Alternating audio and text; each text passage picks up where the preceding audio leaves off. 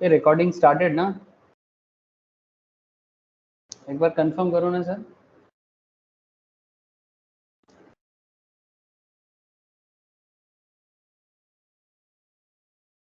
मेरा आवाज आ रहा है आप लोगों को? रिकॉर्डिंग मैसेज मिला आप सबको? है sir. Okay sir, thank you sir.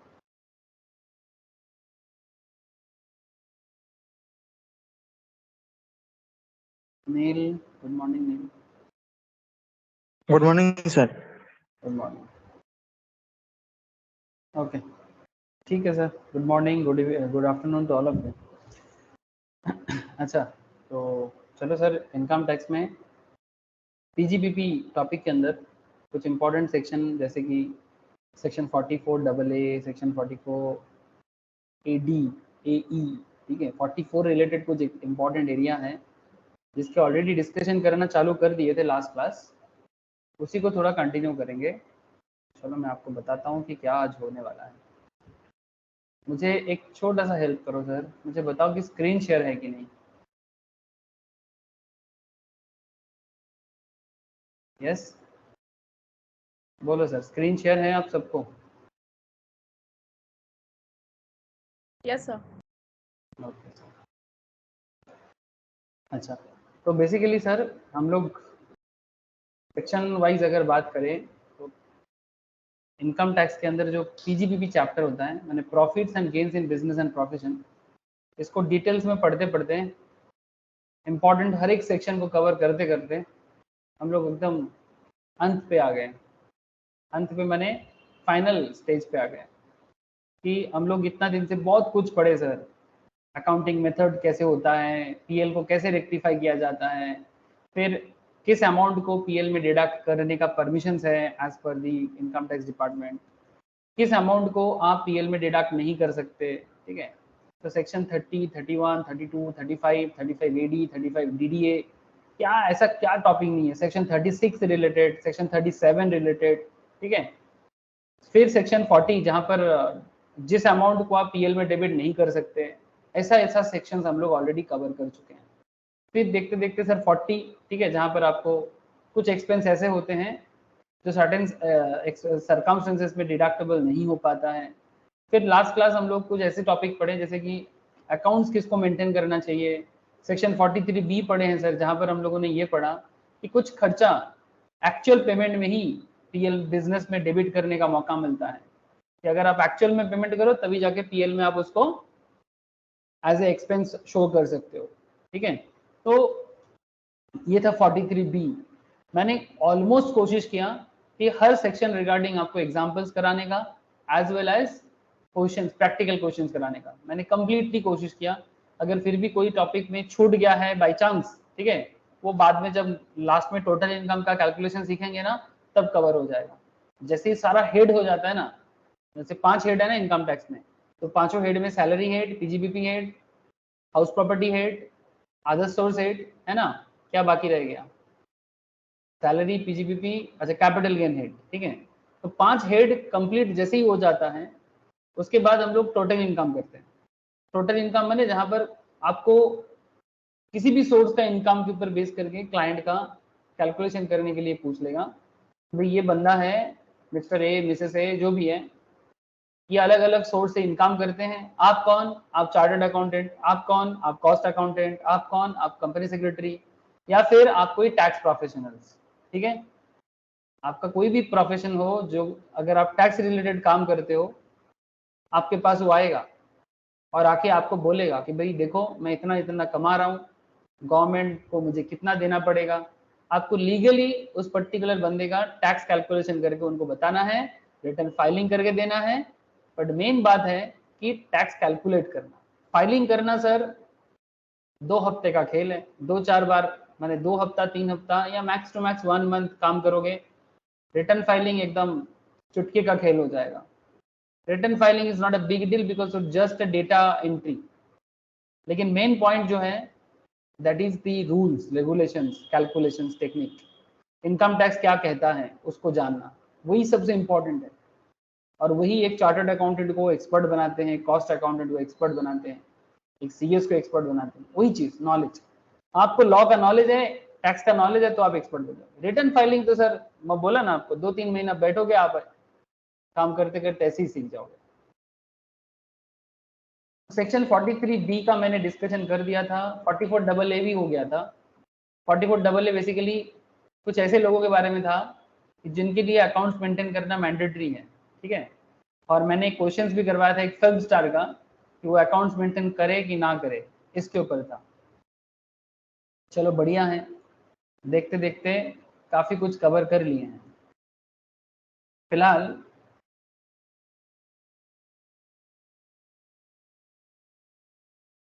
मैं आपके साथ जो बात करने जा रहा हूं, आप प्लीज थोड़ा गौर करें, बात पे कंसंट्रेशन करें। Audit of accounts of certain persons carrying on business or professions. Audit of accounts of certain persons carrying on business or professions. Section 44AB. Okay. कुछ ऐसे पर्सन्स हैं जिनका अकाउंट्स का ऑडिट करना जरूरी है। सर ये कौन सा पर्सन है? सर मेनली ये जो पर्सन्स के बारे में बोला गया ना, ये इनकम के ऊपर डिपेंड करता है कि जिनका अकाउंट्स का ऑडिट करवाना मैंडेटरी है, ठीक है। अब आपको मैं आगे बताता हूं कि किनका ऑडिट मैंडेटरी है, कौन करेगा ऑडिट। सर टैक्स ऑडिट है ये, फाइनेंस ऑडिट नहीं है। फाइनेंस ऑडिट तो अलग चीज है, जो ऑडिटर करते हैं, मतलब चार्टर्ड अकाउंटेंट इन प्रैक्टिस वो करते हैं। और ये जो टैक्स ऑडिट है, इनकम टैक्स डिपार्टमेंट ये भी कहता है कि टैक्स ऑडिट भी चार्टर्ड अकाउंटेंट से ही करवाना है। ऐसे कॉस्ट अकाउंटेंट को कॉस्ट ऑडिट का पावर है, कंपनी सेक्रेटरी को सेक्रेटरियल ऑडिट का पावर है, उनको भी पावर दिया गया है। पर ये बात तो जो है वो तो है सर, ऐसे मतलब बाइफरकेट करना नहीं चाहते, but try to understand. Tax audit का जो पावर है वो सीए के पास ही है। अब कहना क्या है सर? कहना यही है कि सेक्शन 44AB एक चार्टर्ड अकाउंटेंट को टैक्स ऑडिट का परमिशन देता है, ठीक है। मैंने एक्चुअली चार्टर्ड अकाउंटेंट नहीं आएगा एसएससी के पास, एसएससी को जाना पड़ेगा। It is obligatory for the person mention in column 2 of the table below carrying on business and profession to get his accounts audited before the specified date by a chartered accountant if the condition mentioned in the corresponding row are satisfied। मैंने मैं आपको अभी बताऊंगा कि कब जाना पड़ेगा, ठीक है। कब आपको सीए साहब के पास जाना पड़ेगा टैक्स ऑडिट करवाने के लिए। मैंने अगर कोई क्लाइंट अगर सीएमए के पास भी आता है या सीएस के पास भी आता है तो उसका टैक्स रेडी कर देगा, पर ऑडिट करवाना है तो सीए के पास ही जाना पड़ेगा। मैंने एक्चुअली क्या होता है तब in that case CMA CS मिल के सीए के साथ काम करते हैं। यही मार्केट का स्ट्रक्चर है, सब कनेक्टेड होते हैं सर, ठीक है। जब जिसका जरूरत पड़ता है एज पर गवर्नमेंट रिक्वायरमेंट वो लोग जुड़ जाते हैं। क्लाइंट को अलग अलग जगह भटकने का जरूरत नहीं है, ठीक है। एज ए सीएमए आप भी टैक्स प्रिपेयर कर सकते हो, सीएस भी टैक्स प्रिपरेशन कर देगा, रिटर्न फाइलिंग भी कर देगा, बट जब ऑडिट का मैटर आएगा सीए के पास जाना ही पड़ेगा, ठीक है। और ऑडिट करने का मैंडेटरी होता ही है सर। अब किसको होता है वही आपको मैं बताने वाला हूं। अगर आप एक बिजनेसमैन हो, in a case of a person carrying on business when tax audit is required, तो ये कुछ एफएक्यू है ना। अब एफएक्यू से आपको जवाब मिलेगा। इन case of a person carrying on business, in a case of a person carrying on business, अगर उसका टोटल सेल्स, टोटल टर्नओवर या ग्रॉस रिसीप्ट, रिसिप्ट का कॉन्सेप्ट नॉर्मली प्रोफेशन के साथ जुड़ा हुआ है, टर्नओवर या सेल का कॉन्सेप्ट नॉर्मली बिजनेस के साथ जुड़ा हुआ है। अगर आप कोई प्रोडक्ट का या सर्विस का बिजनेस करते हो, आप देखना वहां पर टर्नओवर पे बात होता है। लेकिन जब आप कोई प्रोफेशनल हो, ठीक है, चाहे आप कोई भी प्रोफेशन करते हो, तो आप कितना रिसीव करते हो इसमें मैटर करता है। तो इफ यू सेल्स और टर्नओवर और gross receipt in business 1 crore in relevant previous year, अगर आप 1 करोड़ से ज्यादा रेलिवेंट प्रीवियस ईयर में कमाते हो, ध्यान से सुनना बात को सर, ठीक है। अगर आप 1 करोड़ से ज्यादा, कौन, क्लाइंट के बारे में बोल रहा हूं मैं, when tax audit is required, the requirement of audit under section 44AB does not apply to a person who declares profit and gains on presumptive basis। ये चर्चा आगे होगा sir. 44AD presumptive scheme, already इसके ऊपर question हो चुका है। Mister Shivam का एक क्वेश्चन था जो already starting I think second third fourth lectures में मैंने करवा दिया, सेकंड थर्ड या फोर्थ एग्जैक्टली याद नहीं रहता है। जो लोग थॉरोली क्लास को रिवाइज करते हैं उनको जरूर पता होगा और पता होना चाहिए सर। प्रिजम्पटिव स्कीम में जो जो आते हैं ना सर, इसके ऊपर ऑलरेडी मैंने क्वेश्चन आंसर डिस्कशन कर दिया सर। तो मेरा मानने कहने का मतलब है, नॉर्मली आप वो बोलोगे सर प्रिजम्पटिव स्कीम क्या है, सर इतना जानो कि जिनको अकाउंट्स मेंटेन करने का जरूरत नहीं होता, बट वो एक लम सम वैल्यू में गवर्नमेंट के घर में टैक्स जमा करता है एक परसेंटेज के ऊपर, 6% या 8% समथिंग इन ओवरऑल टर्नओवर के ऊपर। बट डिस्कशन आगे करेंगे, तो 4480 के लिए थोड़ा वेट कर जाइए। लेकिन फिर भी यहाँ पर जरूरत क्यों पड़ी है? अच्छा, 4480 में वही लोग रह सकते हैं जिनका टर्नओवर 2 करोड़ से ज्यादा नहीं है, ठीक है। लेकिन सर टैक्स ऑडिट तो बता रहे कि अगर 1 करोड़ से ऊपर होने से ही, हाँ सर 1 करोड़ के ऊपर जाने से टैक्स ऑडिट मस्ट है। बट अगर कोई बिजनेसमैन या फिर अगर कोई professional, point to be noted sir, अगर कोई बिजनेसमैन या फिर प्रोफेशनल 44AD इस सेक्शन के तहत गवर्नमेंट का दिया हुआ प्रिजम्पटिव स्कीम फॉलो करता है, प्रिजम्पटिव में क्या होता है वो मैं आपको आगे बताऊंगा सर, डोंट वरी। बट इतना जानो थोड़ा एक्सेप्शनल टैक्स देने का कॉन्सेप्ट है। अगर वो प्रिजम्पटिव स्कीम में है तो फिर उनको टैक्स ऑडिट करवाने का जरूरत नहीं है। The requirement of audit under section 44AB does not apply to a person who declares profit and gains on presumptive basis under section 44AD and his total sales or turnover or gross receipt does not exceed 2 crore। Normally ये किसके लिए लागू होता है? जो small and medium businessman होते हैं, small and medium businessman होते हैं, ठीक है। जो स्मॉल एंड मीडियम बिजनेसेस होते हैं वो उनके लिए ये रूल ज्यादातर केस में लागू होता है। 4480 बताने वाला हूं, उसके लिए वेट कर जाइए। ये भी बहुत इंपॉर्टेंट टॉपिक है, presumptive scheme of taxation. Already question discuss हो चुका है, तो इतना तो समझ ही गए सर कि टैक्स ऑडिट कब मैंडेटरी है।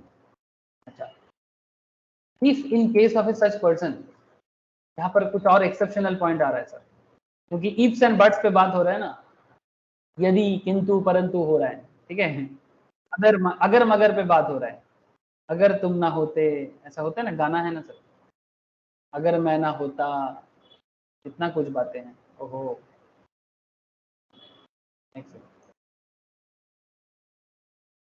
तो अगर मगर पे क्या बात होने वाला है? अगर मगर पे बोल रहे हैं अगर, इफ मतलब हिंदी में कहते हैं यदि, बंगाली में बोलते हैं जोदी, बंगाली में बोलते हैं जोदी, हिंदी में बोलते हैं यदि, संस्कृत है। If in case of such person carrying on business aggregate cash receipt, hello, aggregate cash receipt in the relevant previous year less than equals to 5% of the total receipt for sales, turnover और gross receipt, जो भी है, यानी आपका हिसाब sales में हो रहा हो, आपका हिसाब टर्नओवर में हो रहा हो, ठीक है। Normally sales turnover word interchangeable use होता है, प्रोफेशन के केस में ग्रॉस रिसिप्ट वर्ड भी यूज किया जाता है। तो जो भी आप हिसाब कर रहे हो, if aggregate cash receipt in the relevant previous year, total cash receipt का 5% से इक्वल है या उससे कम है, यानी अगर आप 1 करोड़ कमा रहे हो सर, ग्रॉस रिसीव कर रहे हो या सेल या टर्नओवर दिखा रहे हो, ठीक है, तो उसका 5% अगर आप या उससे कम अगर आप कैश देते हो, तो कहता क्या है sir, if his total sales turnover और gross receipt in business greater than 10 crore in the relevant previous year, अगर आपका टोटल सेल्स, टर्नओवर और ग्रॉस रिसीप्ट 10 करोड़ से भी ज्यादा है, किससे भी ज्यादा है सर? 10 करोड़ से भी ज्यादा है, okay, then in such a scenario अगर आप कैश रिसीप्ट 5% से कम करते हो या इक्विवेलेंट करते हो, तो फिर आपको टैक्स ऑडिट करवाने का जरूरत नहीं है। समझ रहे हो सर? प्लीज बात को समझो। When tax audit is required, अगर tax total sales turnover gross receipt 1 crore से ज्यादा है, टैक्स ऑडिट मस्ट है। लेकिन अगर आप 44 एडी में हो और अगर आपका बिजनेस 2 करोड़ के अंदर है तो टैक्स ऑडिट मैंडेटरी नहीं है, ठीक है। If in case of a such person carrying on business, जो बंदा बिजनेस कर रहा है, अगर उनका एग्रीगेट कैश रिसिप्ट मैंने टोटल रिसिप्ट सब 5% से इक्विवेलेंट है या उससे कम है, less than equals to including receipt sales turnover gross receipt मिला के, ठीक है, तो इनको जरूरत नहीं होता। लेकिन if is total sales turnover और gross receipt in business greater than 10 crore in the relevant previous year, 10 crore से ज्यादा है तो करना पड़ेगा। अगर 10 करोड़ से ज्यादा का है तो करना पड़ेगा। लेकिन अगर 10 करोड़ से नीचे है लेकिन 1 करोड़ से ज्यादा है, तब भी अगर 5% के अंदर अगर उनका कैश रिसिप्ट होता है ना, तो इनको जरूरत नहीं है टैक्स ऑडिट का। एग्रीगेट कैश पेमेंट, अच्छा सिर्फ रिसिप्ट ही नहीं, इवन पेमेंट के बारे में भी कहता है कि अगर कोई कैश पेमेंट भी करता है और वो भी 5% से इक्विवेलेंट या कम करते हैं, तब भी उनके केस में ऑडिट करने का जरूरत नहीं है अगर 1 करोड़ से 10 करोड़ के बीच में है। लेकिन अगर टोटल सेल्स टर्नओवर और ग्रॉस रिसिप्ट 10 करोड़ से ऊपर चला जाए तो फिर टैक्स ऑडिट करवाना पड़ेगा, भले ही 5% कैश रिसिप्ट है या 5% से कम कैश पेमेंट है। बात कुछ समझ में आ रहा है सर? हेलो, 44 AB समझ में आ रहा है?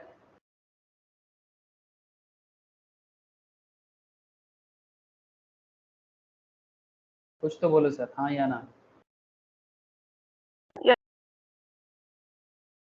ठीक है, ओके, ठीक है। तो नॉर्मली अगर आपको कॉमन सेंस क्या कहता है, कॉमन सेंस बोलता है, मैंने जनरल सेंस कहता है कि अगर 1 करोड़ से ऊपर का ग्रॉस रिसिप्ट है, सेल्स है, टर्नओवर है, तो आप टैक्स ऑडिट करवा लो, ठीक है, ये जनरल सेंस कहता है।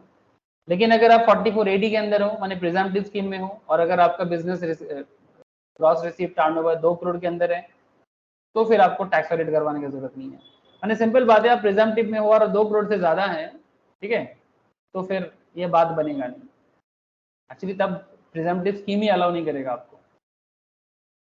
और अगर आप 10 करोड़ के ऊपर हो तो आपको टैक्स ऑडिट करवाना ही पड़ेगा। लेकिन अगर आप 1 करोड़ से 10 करोड़ के बीच में हो और अगर आपका aggregate cash receive in the relevant previous year 5% या उससे कम है, या एग्रीगेट कैश पेमेंट भी 5% या उससे कम है, तब भी आपको टैक्स ऑडिट में छूट मिल जाता है। यही बात कहना चाहता है sir. For this purpose, the payment or receipt, as the case may be, by a check drawn on a bank or by a bank draft which is not account payee, ठीक है, would be deemed to be payment or receipt in the case may be in cash। मैंने समझ रहे हो sir? Simple बात करना चाहता है, फिर से अगेन सिंपल बात करना चाहता है। क्या सिंपल बात करना चाहा? जब आप पेमेंट या रिसिप्ट कर रहे हो, ठीक है, for this purpose the payment और रिसिप्ट एज द केस में be by a cheque drawn on a bank और बाय ए बैंक ड्राफ्ट, अगर वो अकाउंट पे ही चेक नहीं है या अकाउंट पे ही बैंक ड्राफ्ट नहीं है। अब कोई बोलेगा सर अकाउंट पे ही क्या होता है? जब एक चेक होता है ना, उस चेक के साइड में ऐसे ना हम लोग काट देते हैं। अकाउंट पे ही चेक का सबसे, ये बेसिकली एक लॉ है, नेगोशिएबल इंस्ट्रूमेंट, इस लॉ का नाम है नेगोशिएबल इंस्ट्रूमेंट। सभी को पढ़ना पड़ता है सर। नेगोशिएबल इंस्ट्रूमेंट का कॉन्सेप्ट सभी को पता है। मैं यहाँ पर एक लिख देता हूँ सर, अकाउंट पे ही चेक, बेसिकली जिसका अकाउंट है उसी को पेमेंट होगा, यही अकाउंट पे ही चेक का कॉन्सेप्ट होता है। अकाउंट पे ही चेक का जो स्पेसिमेन है वो कुछ ऐसा देखने में होता है। चेक के दोनों साइड में क्रॉस लगाना पड़ता है और किसी पर्टिकुलर व्यक्ति के नाम पे ही होगा, बियरर चेक नहीं है बेसिकली, ठीक है। और यहाँ पर कभी कभी हम लोग साथ में अकाउंट पे ही वर्ड भी लिख देते हैं, राइट अकाउंट पे विद दीज लाइंस, लिख दो। इसमें क्या होता है कि जिसका अकाउंट है उसी के अकाउंट पे ही पैसा क्रेडिट होता है, किसी और के अकाउंट पे नहीं जाएगा, मैंने खुला चेक नहीं है ये। सर सिर्फ लिखने से या फिर वो ये करने से, कैंसिल करने से, वो जो लाइन की है वो भी करना पड़ेगा साथ में? जी सर, लाइन दे दो और नाम भी बीच में लिख दो, और जिसके नाम पे है पे उसका नाम भी लिख दो, रुपीज, ठीक है, पे और बियरर किसको पे कर रहे हो, ठीक है, अमाउंट दे दो। तो और तो क्या है ना, कभी भी बैंक उस चेक को मैंने कभी भी इधर उधर नहीं कर सकता। व्हाट इज अकाउंट पे cheque and how to write? An account pay check, also known as the cross check, is a type of check that is specifically designed to be deposited into the account of the person or entity that the check is made out. जिसके नाम पे check बना है सिर्फ और सिर्फ उसी के नाम पे ही चेक डिपॉजिट होगा, किसी और के नाम पे तो बिल्कुल नहीं होगा। और ऐसे अकाउंट पे चेक का कॉन्सेप्ट होता है। बाकी डिटेल्स जानकारी चाहिए आप लोगों को तो जब या तो आप लोग बैकअप लेके भी कर सकते हो, नेगोशिएबल इंस्ट्रूमेंट एक्ट का पढ़ाई कर सकते हो, वहाँ पर अलग अलग चेक के बारे में मैंने डिटेल्स में पढ़ा के रखा, ठीक है, कि कितना अलग अलग टाइप्स ऑफ चेक होते हैं, उसका क्या क्या कैरेक्टर्स होते हैं। अब तो फिलहाल तो टैक्स का क्लास है तो टैक्स पढ़ते हैं सर। वैसे तो ये सब आजकल बड़ा ही बेसिक सेंस है, बट फिर भी बेसिक चीज़ ही कभी कभी हम लोग भूल जाते हैं। तो for this purpose the payment और रिसिप्ट एज द केस में B by a check drawn on a bank or by a bank draft which is not account pay will be deemed to be the payment or receipt as the case may be in cash। यानी अगर वो account पे check नहीं होगा ना तो फिर उसको कैश ही मान लिया जाएगा। यही कहना चाहते हैं, भले ही आपने बैंक के थ्रू से ट्रांजैक्शन किया बट फिर भी ये एक्सेप्शनल है। तो ये है 44AB, this is the 44AB in simple. कि टैक्स ऑडिट मैंडेटरी कब हो जाता है, किससे करवाना है? ऑब्वियसली चार्टर्ड अकाउंटेंट से करवाना है इन प्रैक्टिस। अच्छा, अब कुछ और भी केसेस आएगा जब आपको टैक्स ऑडिट के बारे में, जैसे सेक्शन 44AE का केस है, ठीक है, सेक्शन 44AD का भी केस है, मैं आपको आगे आगे बताता हूँ ये 44AD AE ये क्या है। और अभी जो अब मैं आपको बता रहा हूँ ये बिजनेस के बारे में बता रहा हूँ। प्रोफेशन के बारे में जब बात करेंगे तब ये लिमिट थोड़ा चेंज हो जाएगा। बिजनेस और प्रोफेशन का फर्क आप सबको पता है, पीजीपीपी का पहला क्लास देखो, पहला या दूसरा मे बी, वहां पर मैंने बिजनेस और प्रोफेशन के बारे में बहुत सिंपल डिफरेंस बता दिया था आप लोगों को। तो प्रोफेशनल के केस में क्या होगा ये भी आगे का चर्चा है, सो थोड़ा वेट करें, सारा खेल अभी क्लियर हो जाएगा। अच्छा, ये 44AE जो है ना, ये सेक्शन भी लागू होता है, ये भी आगे पढ़ना होगा sir. 44AD, 44AE and 44ADA। तो 44AE बेसिकली ट्रांसपोर्टर के केस में लागू होता है। 44AE मेनली किसके लिए लागू होता है? An assessee owning not more than 10 goods carriage at any time during previous year। अगर आप एक ट्रांसपोर्टर हो, माने बेसिकली आपके पास ट्रक वगैरह हैं, गुड्स कैरेज माने क्या? ट्रक ना, ठीक है। अच्छा, ट्रक में भी होता है बड़ा ट्रक, छोटा ट्रक, ऐसे भी हो सकता है। But SSC owning not more than 10 goods carriage at any time during the previous year, उनको 44AE में डील किया जाता है। बेसिकली जो ट्रांसपोर्टिंग बिजनेस करता है सर, बेसिकली जो ट्रांसपोर्टिंग बिजनेस करता है। बड़ा बाजार एरिया में जाओगे ना, आपको ट्रांसपोर्टर हजारों दिख जाएगा, ठीक है। मैंने एक्चुअली लोकल ट्रांसपोर्टर कैसे होते हैं, कभी बड़ा बाजार, पोस्ता, मालापाड़ा, कहाँ है सर? कोलकाता में है, ठीक है। हावड़ा ब्रिज से नीचे उतरो, दाएं साइड वाला रास्ता लो, दाएं नहीं बाएं वाला जो रास्ता आपको स्टैंड रोड पकड़ के थोड़ा सा अंदर निमतला स्ट्रीट की तरफ लेके आते हैं, फिर राइट टर्न लो, आपको मिलेगा मालापाड़ा, फिर वो गणेश टॉकी की तरफ या गिरीश पार्क की तरफ आ रहा है, उस रास्ते में आप थोड़ा सा एक बार चल लिया करो, आपको हजारों ट्रांसपोर्टर दिख जाएगा, ठीक है सर, हजारों हजारों दिख जाएगा सीरियसली। तो आपको आप वहां जाके पूछो कि भाई आपका कितना ट्रक है, अलग अलग ट्रांसपोर्ट एजेंसी है, यादव ट्रांसपोर्ट, मैं जितना रास्ते में देख लेता हूँ, सिंह ट्रांसपोर्ट, हाँ बहुत सारे, हर स्टेट के लिए अपना अपना, मतलब हर डिस्ट्रिक्ट का अपना अपना ट्रांसपोर्ट है, ऐसा मानो। तो जो भी है, सेक्शन 44AE बेसिकली उनके लिए लागू हो जाता है जिनका 10 से कम ट्रक है किसी पर्टिकुलर प्रीवियस ईयर, ठीक है। So again I just say कि थोड़ा वेट करो। क्यों वेट, किस बात का? 44AE का डिस्कशन को डिटेल्स में जानने के लिए थोड़ा वेट करो, और कुछ नहीं। फिलहाल ऑडिट के बारे में सुनो। अगर कोई एसएससी, मैंने वही ट्रांसपोर्टर टाइप का एसएससी जो बेसिकली सेक्शन 44AE में कवर होता है, an SSC engaged in the business of flying, hiring और leasing goods, okay, flying, hiring और लीजिंग गुड्स कैरेज, ठीक है, लीजिंग गुड्स कैरेज, कैरेज मैंने गाड़ी, और who owns not more than 10 goods carriage at any time during the previous year, उनके लिए ये क्या बोलते हैं इसको, 44AE का रूल्स है, ठीक है। नाउ पॉइंट इज दैट क्या इनका टैक्स ऑडिट होगा, दैट इज द क्वेश्चन, है ना। क्या पढ़ रहे हैं सर, पर्सन्स और उनका टैक्स ऑडिट के बारे में ज्ञान ले रहे हैं। तो पहले तो नॉर्मल केस देख लिए, 1 करोड़ का वाला केस, और अगर 5% से कम या इक्वल कैश रिसिप्ट या पेमेंट कर रहा है तो इन ऐसे केसेस में क्या होता है। अब हम लोग बात कर रहे हैं कि अगर वो 44AE के अंदर आता है, मैंने ट्रांसपोर्टिंग सेगमेंट में है और किसी पर्टिकुलर प्रीवियस ईयर में, ऐसे करंट असेसमेंट ईयर क्या है, 23-24 is current assessment year. Previous year क्या है सर, 22-23। तो 22-23 प्रीवियस ईयर में लेस देन 10 गुड्स कैरेज होना चाहिए, तब जाके वो 44AE में रहेगा।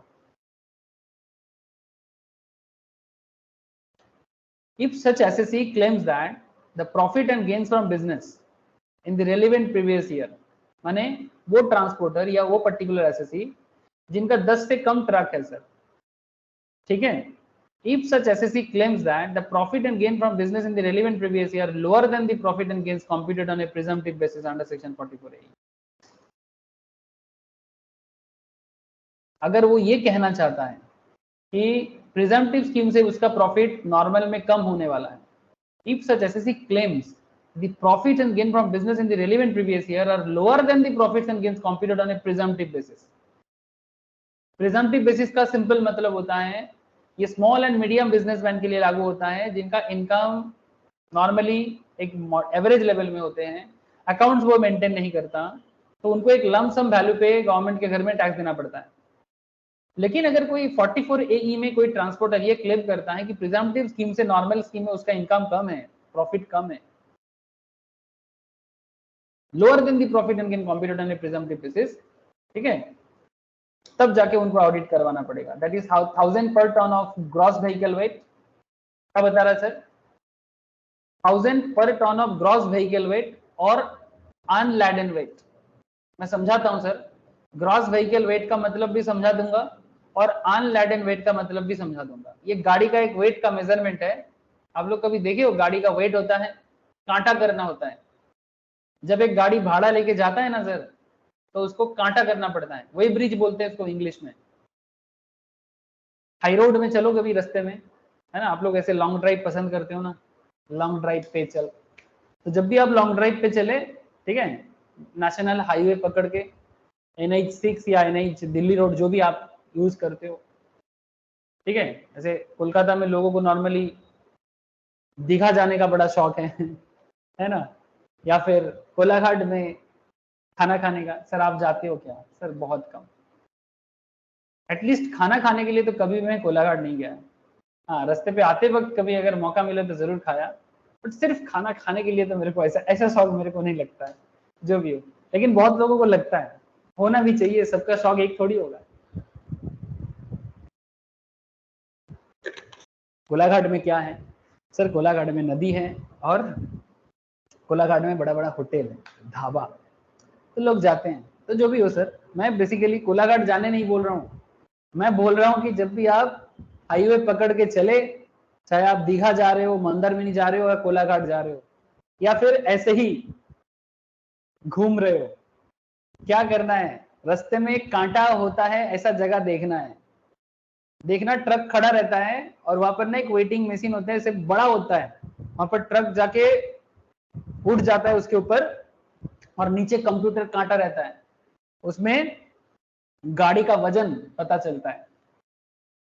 सर गाड़ी का कांटा क्यों करना है, क्योंकि गाड़ी कितना टन माल लेके जा रहा है, ठीक है, ये क्लेम कैसे होगा, समझ रहे हो सर। गाड़ी का जो भाड़ा होता है ना, वो टन के हिसाब से होता है। Normally 2 ton, 3 ton, 4 ton, 5 ton, 8 ton, 9 ton, 12 ton, 13 ton, ऐसे हिसाब होता है। 20 टन, कितना माल है, कितना टन है, उस पर भाड़ा है, पर टन पे भाड़ा लगता है। तो गाड़ी का जो वजन है और उसमें जितना माल भरा हुआ है, वो तभी ना पता चलेगा कि गाड़ी का वजन कितना है और टन का हिसाब क्या है, क्योंकि गाड़ी का वजन का भाड़ा थोड़ी ना कोई देगा। थोड़ा सेंस बढ़ाइए सर, इसीलिए बोलता हूं सर, किताब में जो लिखा हुआ है वो आपका ज्ञान को बढ़ाने के लिए जरूर है, पर असली खेल तो रियल लाइफ में ढूंढना पड़ता है सर। अब कोई बोलेगा सर हम थोड़ी ना ट्रांसपोर्ट में जाएंगे देखने के लिए, जरूरत पड़ने से जाना पड़ेगा। सर कैसे जाए? मैं आपको क्या बोल रहा हूँ कि रास्ते में देखो ना सर, आंख कान खुला रखो ना। जैसे शॉपिंग मॉल देखते हो ऐसे कहाँ कांटा होता है वो भी देखो।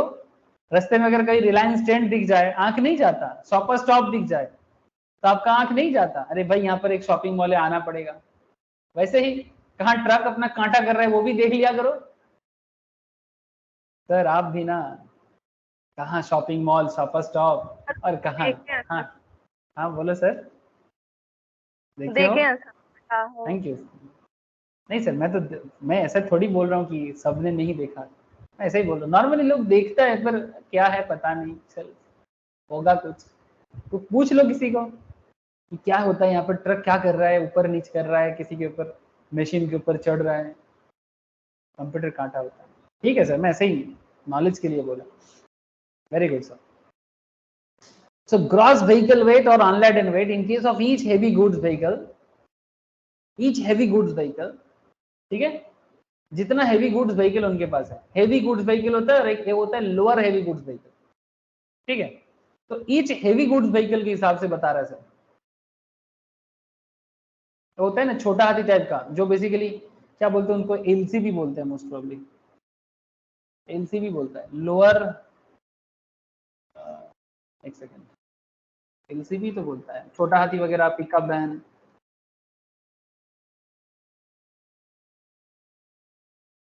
हाँ, लाइट कमर्शियल व्हीकल एलसीबी भी बोलते हैं, ठीक है। ये कमर्शियल व्हीकल हो गया। और हेवी व्हीकल माने बेसिकली बड़ा बड़ा ट्रक का बात कर रहा है सर, बड़ा बड़ा ट्रक का बात कर रहा है। अच्छा देखो, so point is what sir, यहाँ पर रूल पढ़ो पहले। यहाँ पर 1000 टका का बात किया है पर टन का, okay. 1000 per ton of gross vehicle weight or unladen weight in case of each heavy goods vehicle, या फिर 7500 for each vehicle other than heavy goods vehicle। अगर गाड़ी हेवी गुड्स का नहीं है तो फिर 7500 for each vehicle for every month और part of the month for which the vehicle is owned by the SSC. ये आपका इनकम का हिसाब होगा। ये प्रिजम्पटिव बेसिस का सिस्टम है, ये प्रिजम्पटिव बेसिस में हिसाब होता है, ठीक है। तो अगर कोई एसएससी क्लेम करता है कि उसका जो प्रॉफिट है नॉर्मल सिस्टम पे वो कम है प्रिजम्पटिव सिस्टम से, तो प्रिजम्पटिव सिस्टम में कैसे हिसाब होता है, गाड़ी का जो हेवी ग्रॉस व्हीकल का वेट है या अनलेडन वेट है उसके हिसाब से 1000 पर टन का हिसाब होगा, ठीक है। और अगर वो छोटा गाड़ी है माने हेवी व्हीकल नहीं है तो 7500 फॉर ईच व्हीकल होगा फॉर एवरी मंथ और पार्ट ऑफ द मंथ, जिस पर्टिकुलर मंथ में गाड़ी का ओनर उसको ओन करता है, is owned by the SSC, वो हिसाब होता है। डोंट वरी, क्वेश्चन करेंगे, डोंट वरी क्वेश्चन करेंगे तो क्लैरिटी मिल जाएगा। ऐसा क्वेश्चन पूछता है सर, ठीक है, कि गाड़ी का जो वजन के ऊपर बेस करके क्वेश्चन में 44A ही पढ़ाऊंगा ना अभी, तो आपको तब फिर से बताऊंगा। So don't worry for that. तो कहना क्या है सर, मेनली बात है कि टैक्स ऑडिट करना है कि नहीं है। तो अगर क्लेम करेगा तो करना पड़ेगा, क्योंकि वो क्लेम कर रहा है कि नॉर्मल में उसका टैक्स कम, प्रॉफिट कम है, प्रिजम्पटिव में ज्यादा है। तो अगर ये क्लेम एसएससी करता है ना, कोई ट्रांसपोर्टर करता है ना, तो उसमें टैक्स ऑडिट आ जाएगा, तो फिर चार्टर्ड अकाउंटेंट उसको ऑडिट करेगा। बहुत नॉलेज रखना पड़ता है, ठीक है। कोई कुछ कहने से ही नहीं हो जाता, उसका प्रूफ होना चाहिए। फिर चार्टर्ड अकाउंटेंट इन प्रैक्टिस उसमें क्या करेगा, उसको ऑडिट करेगा, चेक करेगा कि अकाउंट देखेगा, उसका डेली का बिल्स देखेगा, गाड़ी का भाड़ा देखेगा, फिर उसके बेसिस में हिसाब लगाएगा, फिर ऑडिट करके साइन करेगा, तब जाके गवर्नमेंट उसको हाँ या ना मानेगा। And there is another person sir, मैंने टैक्स ऑडिट कब मैंडेटरी है, मैं आपको ये बात समझा रहा हूँ।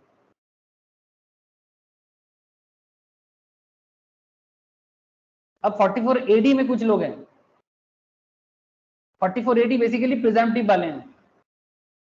In case of an eligible assessee carrying on business whose total turnover, sales or gross receipt 200 lakh से कम है या इक्वल है, माने 2 करोड़ के कम या 2 करोड़ के अप टू 2 करोड़, और जो 44AD ऑप्टेड किया है in any earlier previous year, जैसे कि प्रीवियस ईयर 21-22। 44AD माने सर, 44AD माने मैं आपको अभी बोल रहा था प्रिजम्पटिव स्कीम ऑफ टैक्सेशन, जहां पर बिजनेसमैन अकाउंट मेंटेन नहीं करेगा, ठीक है। 4480 माने प्रिजम्पटिव स्कीम है जहां पर वो अकाउंट्स मेंटेन नहीं करेगा लेकिन एक लमसम वैल्यू पे टैक्स पे करेगा, समझ रहे हो, और उनको कुछ डिडक्शंस में भी बेनिफिट नहीं मिलता है। सेक्शन 4480 में बेसिकली वो लोग आते हैं रेसिडेंट इंडिविजुअल और ईच वेव और पार्टनरशिप फर्म, बट एलएलपी नहीं है, ओके। लिमिटेड लायबिलिटी पार्टनरशिप जो न्यू वाला है वो वाला नहीं है। engaged in eligible business and who has not claimed deductions under section 10AA और chapter 6 in respect of certain incomes, ठीक है, वो 44AD में आ जाते हैं। और 44ADA में भी कुछ लोग आते हैं, अब आगे बताता हूं आपको। कुछ प्रोफेशनल्स है like legal, medical, engineering, architectural, आगे बताता हूँ, सब एक साथ खिचड़ी पकाना नहीं है। तो 44AD में नॉर्मली कौन आते हैं, किनके लिए ये कॉन्सेप्ट लागू होता है, ठीक है, वो मैं आपको बताता हूँ। A person carrying professions, a person earning income in the nature of commission और brokerage, a person carrying on an agency business, normally ये लोग आ जाते हैं 44AD के अंदर, ठीक है। अब यहाँ पर क्या कहता है सुनो, टैक्स ऑडिट मैंडेटरी है कि नहीं है ये बताना चाहता है, और कुछ नहीं।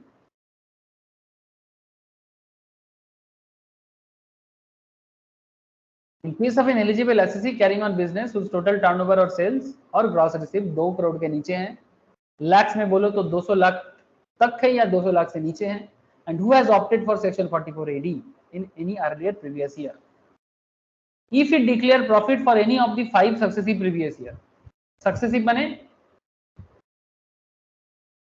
upcoming, if it declare profit for any of the 5 successive previous year, say previous year 22-23, not in accordance with the 44AD, माने 44AD के तहत वो प्रॉफिट डिक्लेयर नहीं कर रहा है, दैट इज कि डिक्लेयर प्रॉफिट लोअर देन 8% और 6% ऑफ टोटल टर्नओवर और सेल्स और gross receipt as the case में be in that year. Normally क्या होता है, अगर आप ये आप लोगों को ना समझना चाहिए सर, मिस्टर शिवम वाला क्वेश्चन अगर आप लोगों ने किया था ना तो उसमें मैंने ये टॉपिक समझाया था एक बार ऑलरेडी। वहां पर ये बताया गया था कि अगर आपका कैश ट्रांजैक्शन होता है तो आप 8% ऑफ द प्रिजम्पटिव स्कीम ले सकते हो, टोटल टर्नओवर का 8%, और प्रॉफिट डिक्लेयर कर सकते हो। और अगर आप कैश ट्रांजैक्शन नहीं करते हो, ऑनलाइन ट्रांजैक्शन करते हो, ठीक है, तब आप 6% प्रॉफिट कैलकुलेट कर सकते हो। बट यहाँ पर बात क्या हो रहा है, कोई 44AD के अंदर है, if it declare profit for any of the successive previous year, previous नहीं सक्सेसिव प्रीवियस ईयर, से फॉर एग्जांपल 22-23, माने पिछला 21-22 में वो एडी में था, माने प्रिजम्पटिव स्कीम में था, बट अब वो रिसेंटली 22-23 में प्रिजम्पटिव स्कीम को फॉलो नहीं कर रहा है, फॉलो नहीं कर रहा है। If it declare profit, presumptive scheme में फॉलो करने से क्या होता है, या तो टोटल टर्नओवर का 8% प्रॉफिट मान लिया जाएगा या तो 6% मान लिया जाएगा। अगर सारा खेल ऑनलाइन में होता है, बैंक के थ्रू से होता है तो 6%, और अगर कैश में होता है तो 8%। इन सिंपल इतना है, बाकी आगे और बताता हूं।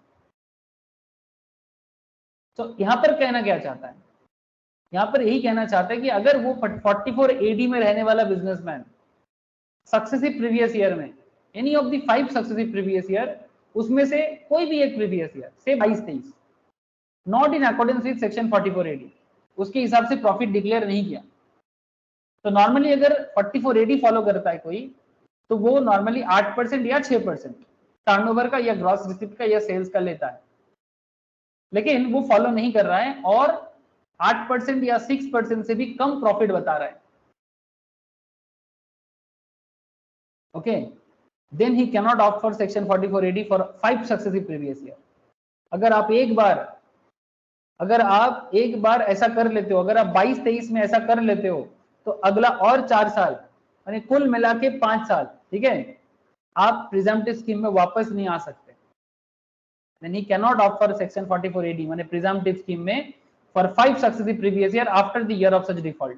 जिस साल आप ऐसा करोगे उस साल से, माने 22-23 के बाद अगला 5 साल, दैट इज 23-24 से 27-28 तक अब आप फिर से 44AD में शिफ्ट नहीं हो सकते, ठीक है। तो for the year of default that is 22-23 and 5 successive previous year that is 23-24 to 27-28, he has to maintain books of accounts under section 44AA।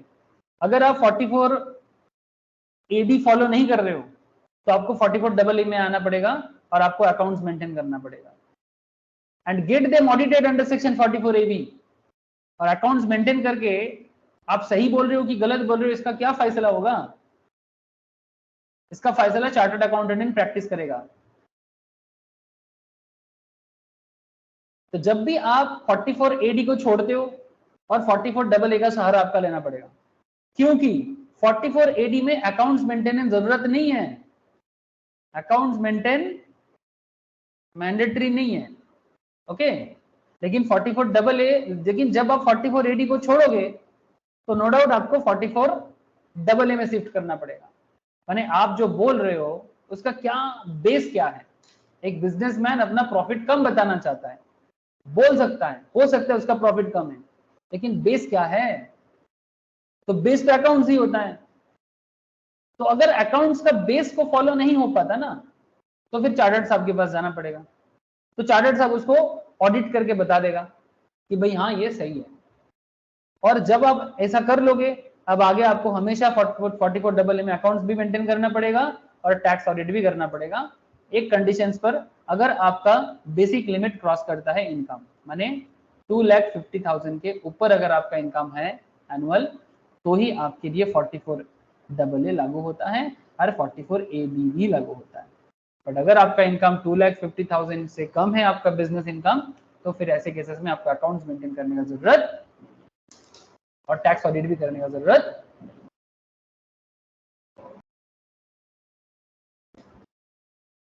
अगर ये बात समझ में आया तो प्लीज मुझे कंफर्म करें। बोलो सर। Yes sir. नहीं समझ में आया? ओके, बाकी लोगों को भी पूछना चाहूंगा।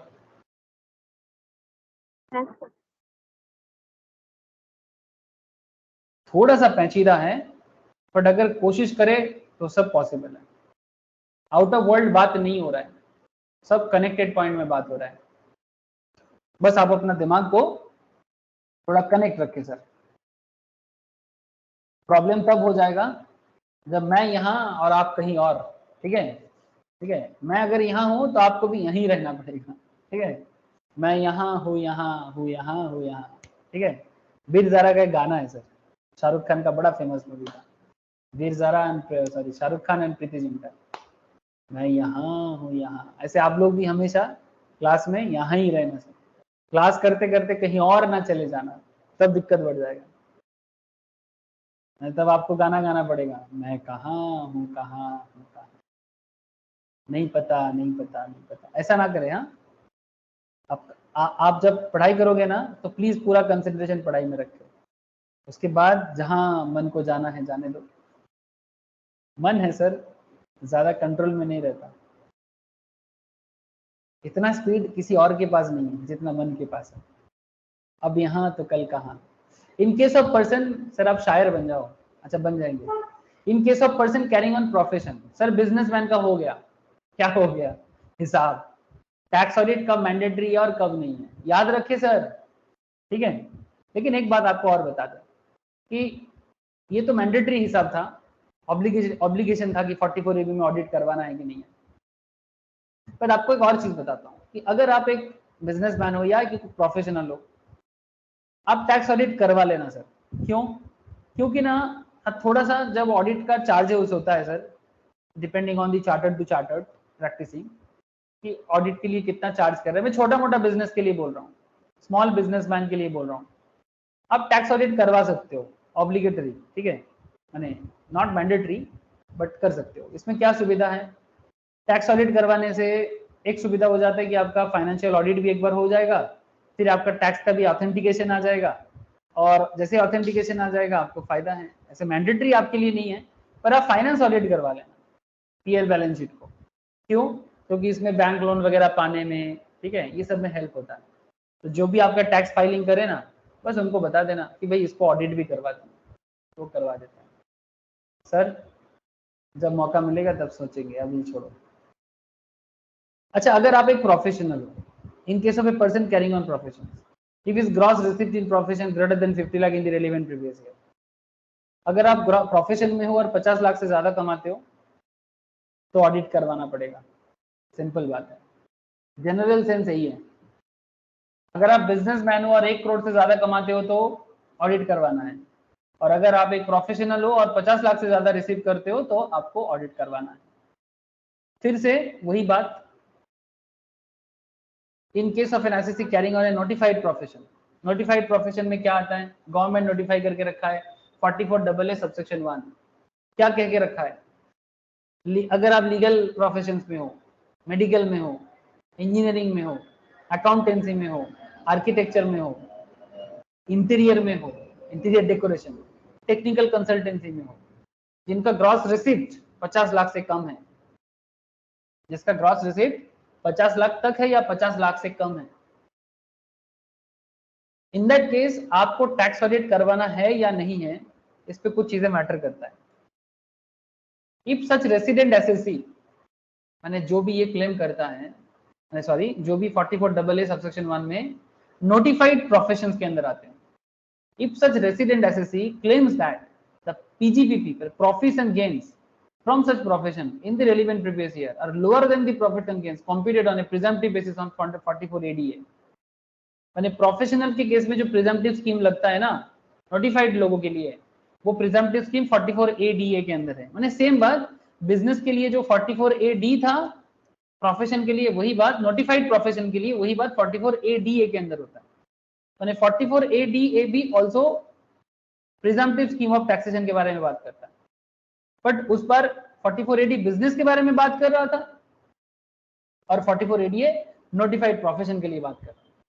बट कॉन्सेप्ट वही है कि if such resident assessee claims that the profits and gains from such profession in the relevant previous year are lower than the profits and gain computed on a presumptive basis under section 44ADA, that is 50% of such gross receipt and his income exceeds the basic limit, और अगर उसका income basic limit cross कर जाता है तो उसे भी tax audit करवाना पड़ेगा। यानी अगर वो क्लेम करता है प्रिजम्पटिव स्कीम से उसका इनकम कम है तो फिर ऑडिट करवाओ, अकाउंट्स भी मेंटेन कर लो, ऐसे अकाउंट्स उसको मेंटेन करना पड़ता ही है, 44AA के अंदर है ना, 44AA में अकाउंट्स मेंटेन करना पड़ेगा। बट 44ADA में अगर वो प्रिजम्पटिव स्कीम में है, ग्रॉस रिसीप्ट का 50% बताता है, लेकिन उससे भी कम बता रहे हैं अगर इनकम और बेसिक लिमिट से इनकम ज्यादा है तो टैक्स ऑडिट करवा लो, ये प्रोफेशन के केस में। This is a general knowledge, ये जनरल सेंस में 50 लाख क्रॉस कर गया तो ऑडिट करवा लो, और ये थोड़ा एक्सेप्शनल पॉइंट्स है कि अगर आप नोटिफाइड स्कीम के अंदर आते हो, नोटिफाइड प्रोफेशन के अंदर आते हो, और अगर आपका इनकम 50 लाख से कम है, और अगर आप ये भी बोल रहे हो कि भाई मेरा प्रोफेशन से जो इनका जितना मेरे को मिल रहा है वो मेरा प्रिजम्पटिव स्कीम के इनकम से भी कम है, that is 50% of gross receipt. Professional के केस में ऐसा ही होता है सर, अगर आप 10 लाख कमाओगे ना तो ये मान लिया जाता है कि 5 लाख आपका प्रॉफिट है, क्योंकि प्रोफेशन में मार्जिन अच्छा रहता है कंपैरेटिवली बिजनेस से, लेकिन बिजनेस के पास टर्नओवर बहुत ज्यादा होता है, प्रोफेशन को इतना टर्नओवर नहीं मिलता, इसलिए। लेकिन बिजनेसमैन की प्रोफेशन में क्या है ना, प्रॉफिट है, बहुत ज्यादा प्रॉफिट है, लेकिन टर्नओवर कम है। ऐसा नहीं कि रोज आपके पास हजारों क्लाइंट आ जाएगा, लेकिन दुकानदारों के पास हजारों कस्टमर आ जाता है। ये फर्क होता है बिजनेस और प्रोफेशन के अर्निंग कॉन्सेप्ट पे। इसमें नॉर्मली 50% ऑफ ग्रॉस प्रॉफिट माना जाता है कि जितना रिसीव करोगे उसका 50% प्रॉफिट है आपका, लेकिन आप बोल रहे हो कि मेरा इनकम उससे भी कम है, तो अगर आप ऐसा क्लेम करते हो तो आपको टैक्स ऑडिट करवाना है। लेकिन एक कंडीशन है, अगर आपका इनकम बेसिक लिमिट क्रॉस नहीं करता, दैट इज 2,50,000 क्रॉस नहीं करता तो मत करो, अगर ये क्रॉस करे तभी ऑडिट करवाना, नहीं तो नहीं। बेसिक लिमिट माने बेसिक इनकम लिमिट है ना, बेसिक एग्जम्पशन लिमिट 2.5 लाख तक इनकम पे टैक्स ही नहीं है सर 2.5 लाख तक इनकम पे टैक्स ही नहीं है तो फिर टैक्स ऑडिट क्यों करवाए। इनकम एनुअली अगर किसी का 2,50,000 तक है तो फिर इनकम ऑडिट क्या है। 60 से 60 साल के ऊपर वालों के लिए 3 लाख का लिमिट है और 80 साल के ऊपर वालों के लिए 5 लाख का लिमिट है। तो जिनका टैक्स लिमिट ही 2.5 लाख 3 लाख या 5 लाख जब जब केस टू केस मैटर करता है, तो अगर टैक्स ही नहीं है तो फिर टैक्स ऑडिट क्यों लगाए। ऑडिट रिपोर्ट का क्या करें। The person mentioned above would have to furnish by the specified date a report of the audit in the prescribed form. For this purpose, the board has prescribed under Rule 6G, form number 3CA, 3CB and 3CD. कहाँ मिलेगा, income tax के side में मिल जाता है। Containing forms of audit report and particular to be furnished there. Accounts audited under other statutes are considered. एक बात कुछ है sir, in case where the accounts of a person are required to be audited by or under any other law before the specified date, it will be sufficient if the person gets the accounts audited under such other law before the specified date and also furnished by the said date the report of audit in prescribed form in addition to the report of audit record under such other law. Thus, for example law, the provisions regarding compulsory audit does not imply a second or separate audit of accounts of companies whose accounts are already required to be audited under Section Companies Act 2013. The provisions only require that companies should get their accounts audited under the Companies Act 2013 before the specified date and in addition to the report required to be given by the auditor under the Companies Act 2013. Furnish a report for tax purpose in form of prescribed in this behalf CBD. Sir कहना क्या चाहता है? कहना क्या चाहता है?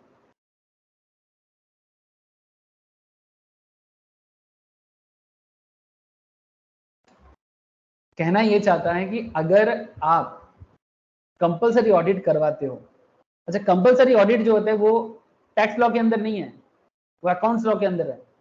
Compulsory audit जो जिसको स्टैट्यूटरी ऑडिट भी कहते हैं।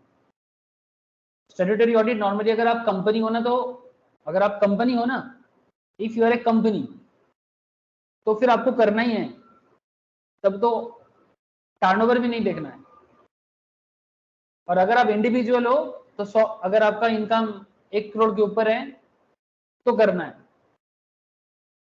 सो कॉन्सेप्ट यही है, मैं बताने का कोशिश कर रहा हूं कि accounts audited under other statutes बने law are considered in case where the accounts of a person are required to be audited by or under any other law. माने जैसे कि अकाउंटिंग कॉन्सेप्ट, वो भी अलग लॉ है ना।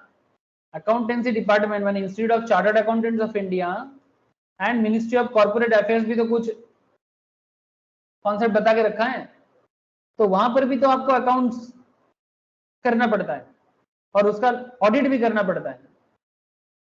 ऐसे यहाँ पर कॉस्ट ऑडिट या फिर सेक्रेटरियल ऑडिट मैंने जो सीएमए को करना है या जो सीएस को करना है, वो कंप्लीट ऑडिट नहीं है सर।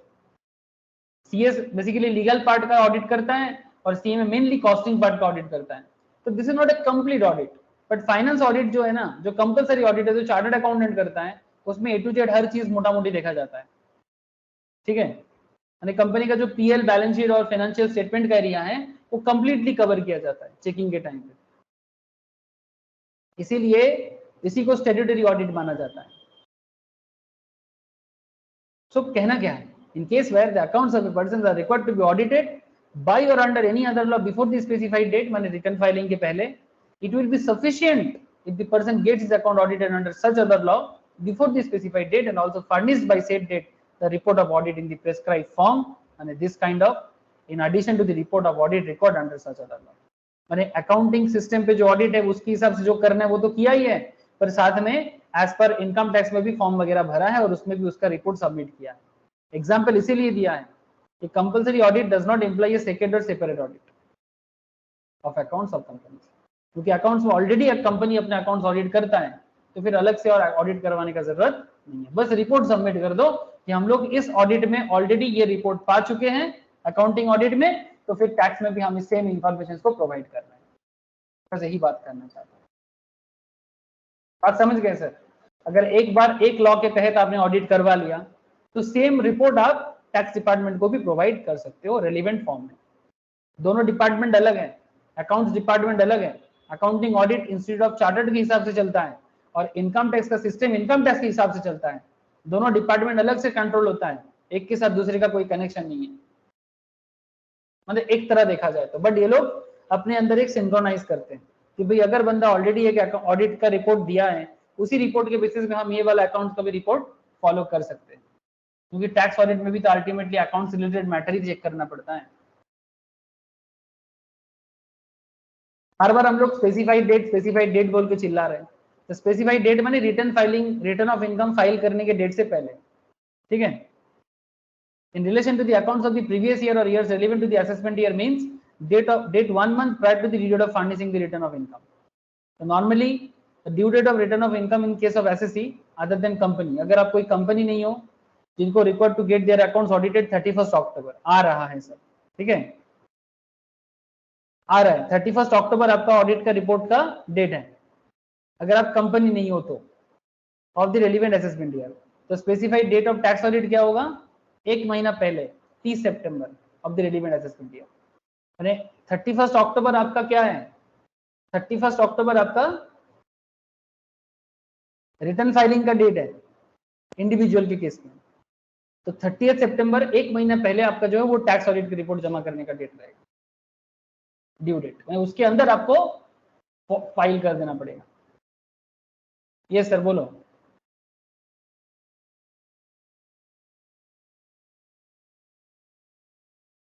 बोलो सर बोलो, कुछ पूछ रहे थे शायद आप लोग। हेलो, अरे बोलो सर, समझ में आ रहा है कि नहीं आ रहा है?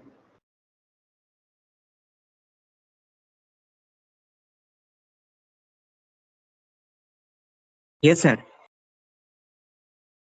समझ गए सर?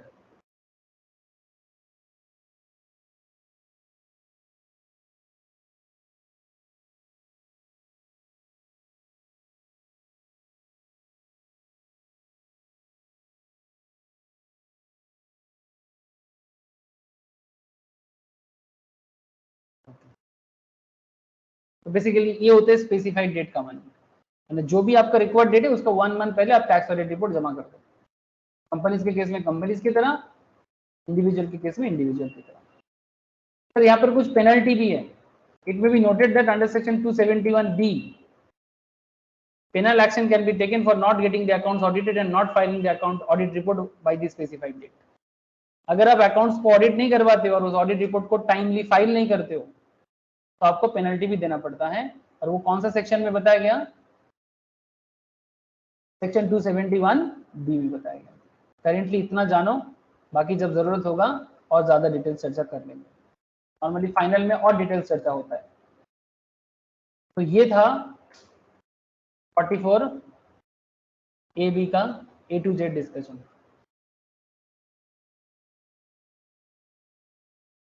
সবাই কি বুঝতে পারলো?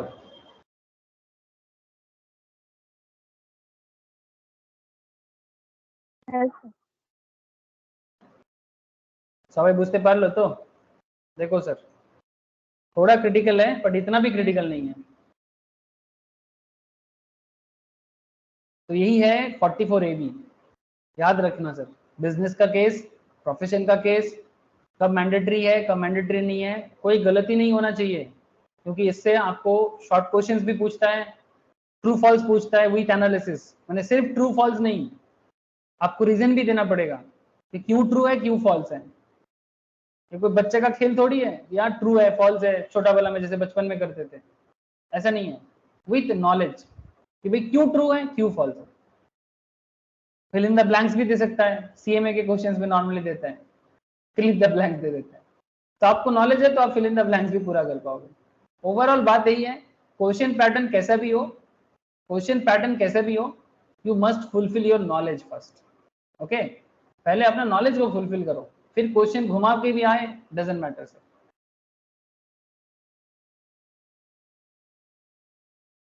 अच्छा, 44AB का तो आइडिया आपको मिल गया सर। 44AB का आइडिया मैंने tax audit related A to Z बात तो हो गया, लेकिन फिलहाल एक बात करना बहुत जरूरी है, ये बात घुमा फिरा के बार बार तंग करता है, और ये मैटर है प्रिजम्पटिव बेसिस कॉन्सेप्ट का। सर कुछ बिजनेस ऐसे हैं जिन्हें अकाउंट्स मेंटेन करने का जरूरत नहीं होता है, या फिर वो कर नहीं पाते। तो क्योंकि वो कर नहीं पाते या फिर जरूरत भी गवर्नमेंट ने नहीं समझा, ऐसे तो जरूरत होता है हर बिजनेस को अकाउंट मेंटेन करना चाहिए, बट सर अगर बात बात में अकाउंट्स मेंटेन करने बोलो फिर उसको ऑडिट करने बोलो तो छोटा बिजनेसमैन को प्रॉब्लम हो सकता है, स्मॉल बिजनेसमैन को प्रॉब्लम हो जाता है। क्यों? क्योंकि अकाउंट्स मेंटेन करना तो कोई नॉर्मल बात नहीं है, आपको एक अकाउंटेंट रखना पड़ेगा, उसका सैलरी देना पड़ेगा, फिर आपको चार्टर्ड के पास जाके सालाना एक ऑडिट करना पड़ेगा, तो बिजनेस क्या करोगे, बर्डन ज्यादा हो जाएगा। सर बड़ा बिजनेस को प्रॉब्लम नहीं है, उसको पता है कि उसको करना है, गवर्नमेंट भी उसको छोड़ेगा नहीं।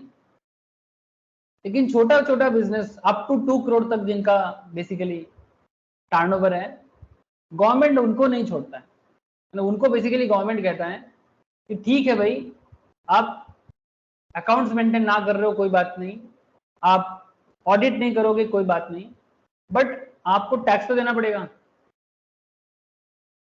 तो ये जो सिस्टम ऑफ टैक्स कलेक्शन है ना, ये जो सिस्टम ऑफ टैक्स कलेक्शन है, जो अकाउंट्स मेंटेन नहीं करता है या अकाउंट्स मेंटेन कर नहीं पाता है और जिनका टर्नओवर मोटा मोटी 2 करोड़ के अंदर रहता है, गवर्नमेंट उनके लिए प्रिजम्पटिव बेसिस कॉन्सेप्ट को डेवलप किया है और इसके अंदर 3 कैटेगरी डेवलप किया है, 44AD, 44ADA and 44AE। And आपको पता चल गया, आपको पता चल गया क्यों?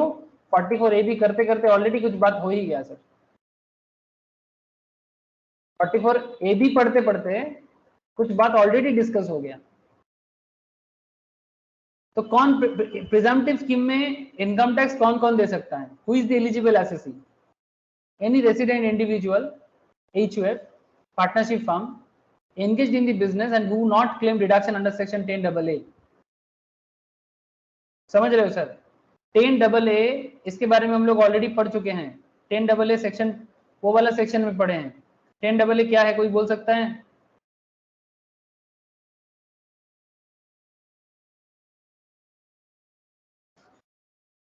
ये भी एक एग्जेम्पशन कॉन्सेप्ट है।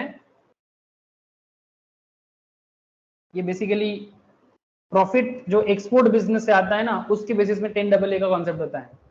इसका चर्चा मैं कहाँ करता हूं? Income which do not fall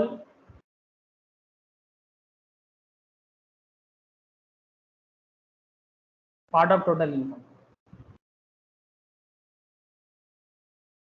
agricultural income का जब डिस्कशन होता है और उसमें income which do not form part of total income, basically section 10 का एक लंबा एरिया होता है sir.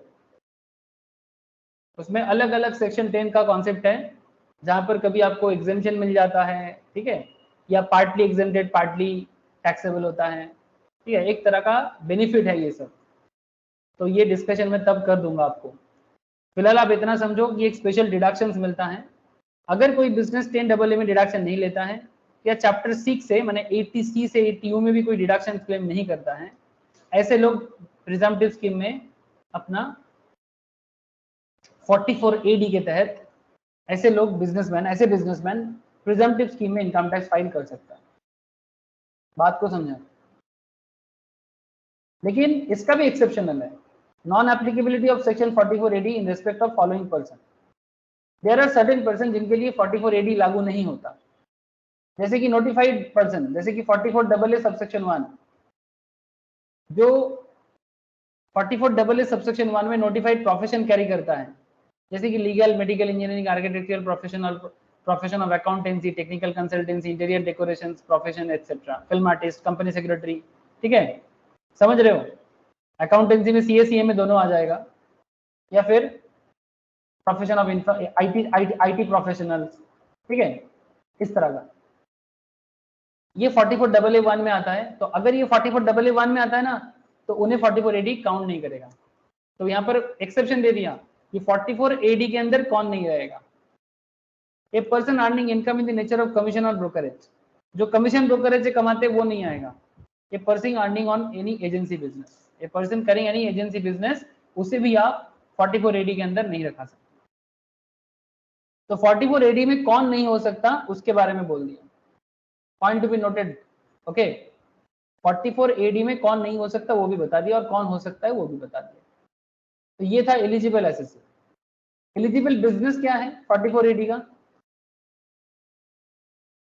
Any business other than business referred to in section 44AE, मैंने ट्रांसपोर्टिंग बिजनेस को छोड़ के, ये 44AE का एरिया है, ये 44ADA का एरिया है, और ये 44AD है सर, ठीक है, जो मैं अभी बात कर रहा हूँ। Any business other than business referred to in section 44AE, मैंने ट्रांसपोर्टिंग बिजनेस छोड़ के बाकी कोई भी बिजनेस इसमें आ सकता है जिसका टोटल टर्नओवर और gross receipt in the previous year 200 lakh से कम या अप टू 200 लाख, 200 लाख माने 2 crore, less than equals to 2 crore जिनका टर्नओवर या ग्रॉस रिसीप्ट है, वो प्रिजम्पटिव स्कीम में आ सकता है। प्रिजम्पटिव इनकम क्या माना जाएगा? जितना उसका टर्नओवर या सेल्स या ग्रॉस रिसीव्ड रहेगा उसका 8%। Point to be noted my Lord, point to be noted, जितना उनका टोटल ग्रॉस रिसीव्ड या टर्नओवर या सेल्स रहेगा उसका 8%। समझ रहे हो? माने अगर 1 करोड़ है उसका 8%, 10 लाख है उसका 8%, 25 लाख है उसका 8%, 50 लाख है उसका 8%, क्या माना जाएगा? इनकम माना जाएगा। और is sum higher than the aforesaid sum claim to have been earned by the assessee. 8% of the total turnover of sales or gross received or is sum higher than the aforesaid sum claimed to have been earned by the assessor। अच्छा, 8% change होकर 6% भी हो सकता है, लेकिन sir कौन सा अच्छा है? अगर आप 1 करोड़ कमाते टर्नओवर करते हो उसका 8% कितना हो जाता है? बोलो। 1 करोड़ का 8% कितना?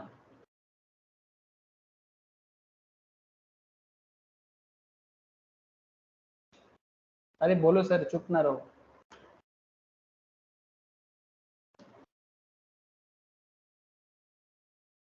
सर 8 लाख। हाँ, इतना क्यों सोच रहे हो? 1 करोड़ का 8% 8 लाख है।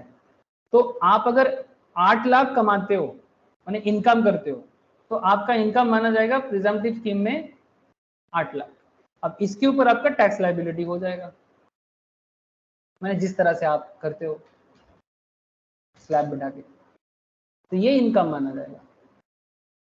ग्रॉस रिसीप्ट और टर्नओवर का 8%। ऐसे होगा हिसाब। ऐसे क्वेश्चंस ऑलरेडी आप लोग शिवम वाला क्वेश्चन करो, वहां पर मैंने प्रिजम्पटिव के ऊपर ऑलरेडी सॉल्व करवा के रखा examples. I think lecture PGBP lecture number 2 या 3 में मिलेगा, बार बार बोल रहा हूँ।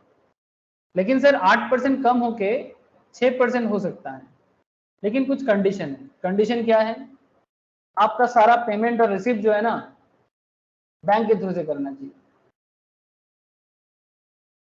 अब जितना पेमेंट या रिसीव करोगे सारा अगर ऑनलाइन करोगे तो respect of the amount of total turnover sale received by account पे cheque, bank draft, electronic clearing system through a bank account or through such other prescribed electronic mode, card, net banking, IMPS, UPI, RTGS, etc. during the previous year before the due date of filing of return under section 139 subsection 1 in respect of that previous year or such higher sum claim to have earned by the SSC। या फिर अगर कोई extra amount है तो वो भी claim कर सकता है, लेकिन अगर सारा खेल ऑनलाइन में है तो 6%। लेकिन अगर ऑनलाइन नहीं है, ज्यादातर कैश में कर रहे हैं डीलिंग्स, तो 8% प्रिजम्पटिव इनकम माना जाएगा। I hope you understand how to calculate presumptive income। या तो 8% या तो 6%। 6% तभी क्लेम कर पाओगे जब सारा अर्निंग ऑनलाइन में होगा, बैंकिंग चैनल के थ्रू से होगा। आई होप कि माथा में जा रहा है सर, माथा में गया सर सबको? प्लीज बोलो मुझे। Yes sir.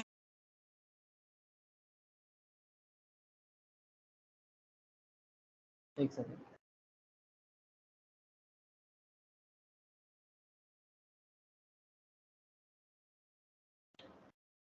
तो यहाँ पर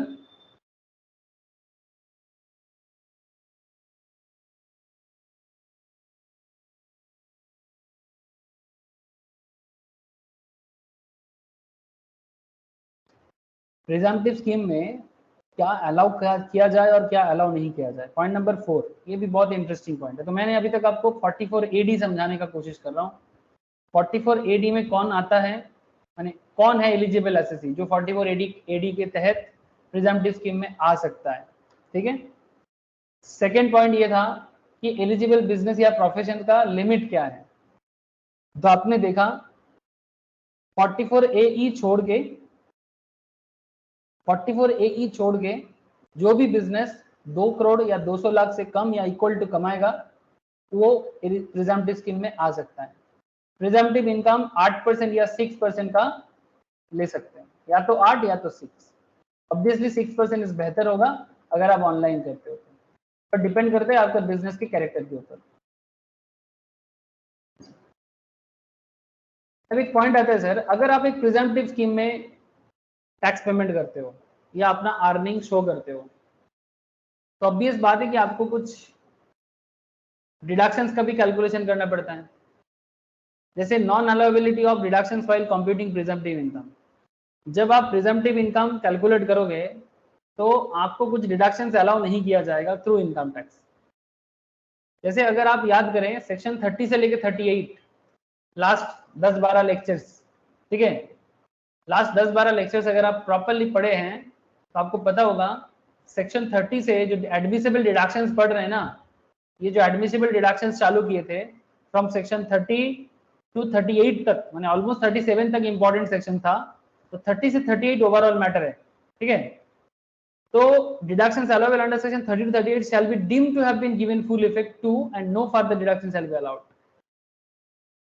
दिया जा सकता है, ठीक है, बट अदर कोई डिडक्शंस अलाउड नहीं होगा। Even in case of a firm, salary and interest paid to partner is not deductible. अगर कोई पार्टनरशिप फार्म है और पार्टनरशिप फार्म अपने मेंबर को जो सैलरी पे करता है या इंटरेस्ट पे करता है उसको भी डिडक्टेबल नहीं है 44 AD के तहत। बात को समझे,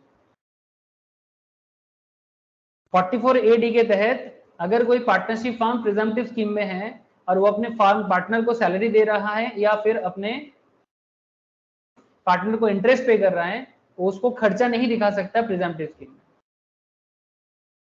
इसीलिए कुछ पॉइंट्स यहाँ पर आपको संभाल के चलना पड़ेगा अगर आप प्रिजम्पटिव स्कीम में हो। सर डिटेल्स है, थोड़ा बता दे रहा हूँ, क्वेश्चन के अंदर सारा इंफॉर्मेशन एक साथ नहीं पूछता है, आपको थोड़ा अभी संभाल के इसलिए पढ़ना पड़ता है बिकॉज रूल एक बार पढ़ लेना चाहिए, फिर बाद में जब क्वेश्चन करेंगे ना तो आपको इतना क्रिटिकल नहीं लगेगा। लेकिन अब क्योंकि प्रोविजंस हो रहा है तो आपको थोड़ा तो बताना ही पड़ेगा मुझे कि कब क्या होता है, गवर्नमेंट ने या इनकम टैक्स डिपार्टमेंट ने क्या कह के रखा है। Written down value of asset, written down value of asset WDV, आप लोगों को पता है कि हम लोग इनकम टैक्स में block of asset concept discuss किए हैं। तो WDV of any asset of an eligible business or profession shall be deemed to have been calculated as if the eligible assessee had claimed and had been actually allowed depreciation for each of the relevant assessment year।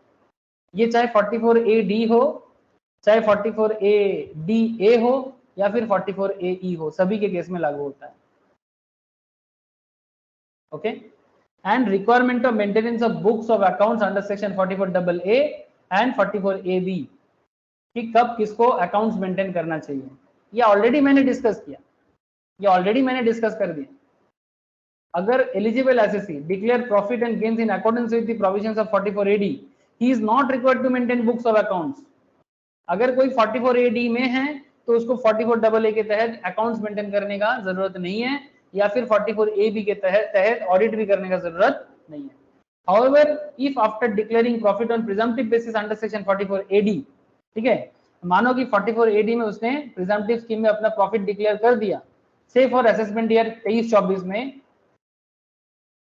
उसने declaration नहीं किया, non declaration of profit on presumptive basis for any of the 5 successive assessment years thereafter, that is from 24-25, 28 to 28-29, से for assessment year 25-6 से लेके वो 25-6 में वो क्या किया, disentitle the assessee from claiming profits on presumptive basis. माने ये ऑलरेडी मैंने बता दिया आपको, इसीलिए मैं बोला कि अगर आप प्रिजम्पटिव से एक बार हटते हो तो जिस साल हटोगे उसके बाद से अगला 5 साल तक आप और प्रिजम्पटिव में वापस नहीं आ पाओगे और आपको अपना अकाउंट ऑडिट भी करवाना पड़ेगा 44AB में और 44AA में अकाउंट्स भी मेंटेन करना पड़ेगा।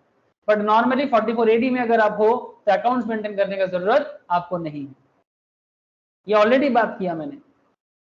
और साथ में और एक बात कि अगर आपका बेसिक एग्जेम्पशन लिमिट क्रॉस नहीं करता है तो भी आपको 44AA या फिर 44AB में आने का जरूरत नहीं है, माने 2.5 लाख का 2,50,000 का लिमिट जस्ट मैंने अभी डिस्कस किया। क्या 44AD को एडवांस टैक्स देना पड़ता है? सर एडवांस टैक्स क्या होता है? नॉर्मली क्या होता है, हम लोग 22-23 में इनकम किए, 23-24 में टैक्स दिए, this is a regular tax concept, this is the previous year and this is the assessment year. लेकिन मानो 23-24 जो करंट असेसमेंट ईयर है, ये नेक्स्ट ईयर क्या होगा, 24-25 हो जाएगा असेसमेंट ईयर और 23-24 हो जाएगा प्रीवियस ईयर। सो अगर कोई 23-24 अभी भी कंप्लीट नहीं हुआ है, तो प्रीवियस ईयर का टैक्स जब प्रीवियस ईयर में दिया जाता है, 23-24 का इनकम का टैक्स अगर 23-24 में ही पे किया जाता है, एक बार में नहीं, पार्ट पार्ट करके होता है। एक चैप्टर पढ़ाएंगे sir advance tax and TDS के ऊपर, तब आपको क्लैरिटी मिल जाएगा। बट याद रखें, जब प्रीवियस ईयर का टैक्स प्रीवियस ईयर में दिया जाता है तब उसे एडवांस टैक्स कहते हैं।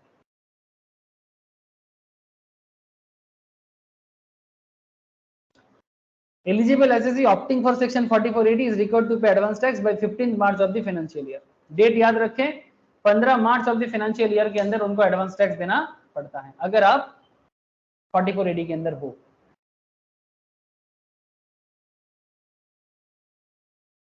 ADA के अंदर भी सेम कॉन्सेप्ट काम करता है, उसके लिए भी एडवांस टैक्स लागू होता है। सारा कॉन्सेप्ट जैसे आपने 44AD के अंदर पढ़ा, जिस तरह से आपने 44AD को पढ़ा सर, सिमिलर कॉन्सेप्ट आपको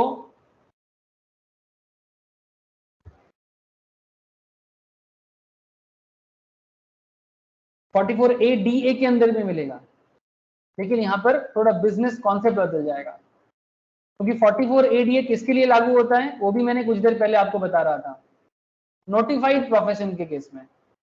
बाकी कॉन्सेप्ट सेम है। और 44AE के अंदर कौन आता है?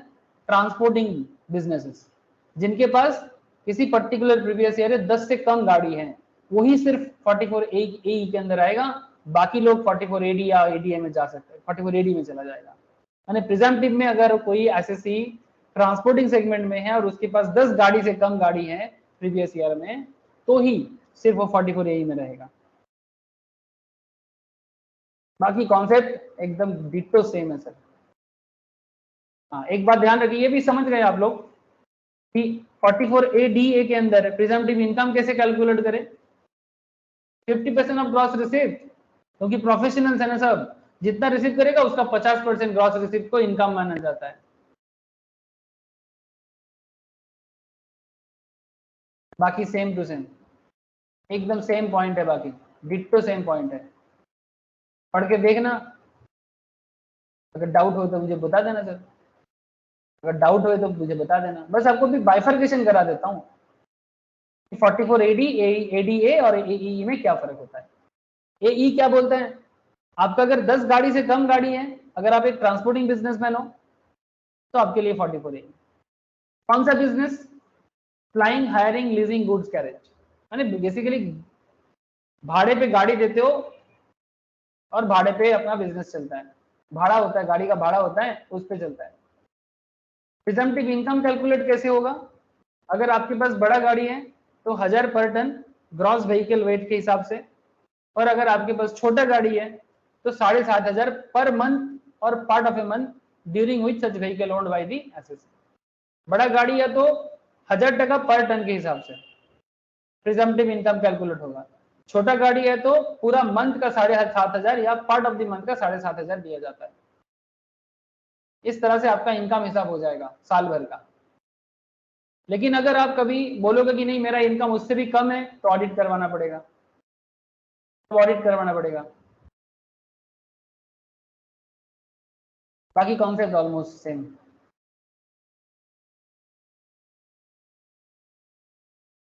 हाँ, बस थोड़ा सा एक चीज अलग है, एडवांस टैक्स देना है कि नहीं देना है, ये नॉर्मली 4 इंस्टॉलमेंट्स होता है। ये चैप्टर कॉन्सेप्ट मैं आपको एडवांस टैक्स में बताऊंगा,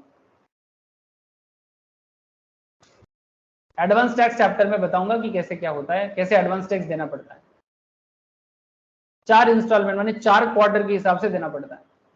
अभी जरूरत नहीं है सर, जब आपको मैं एडवांस टैक्स चैप्टर बताऊंगा, जिन लोगों ने कर लिया वो रिवाइज कर ले, जिनका नहीं हुआ है वो जब करेगा तब जान जाएगा। एक बात और, ये जो 44AE, इसमें आपको मैं 2-3 बात बार बार बोल रहा हूं कि heavy goods vehicle, heavy goods vehicle अगर किसी के पास है तो हेवी गुड्स का मतलब क्या? Any goods carries the gross vehicle weight of which exceeds 12000 kg। जिस गाड़ी का ग्रॉस वजन 12000 kg से ज्यादा है उसे हेवी गुड्स व्हीकल कहते हैं। अब सवाल उठता है सर ग्रॉस व्हीकल वेट का मतलब? Total weight of the vehicle and load certified and registered by the registering authority as permissible for that vehicle.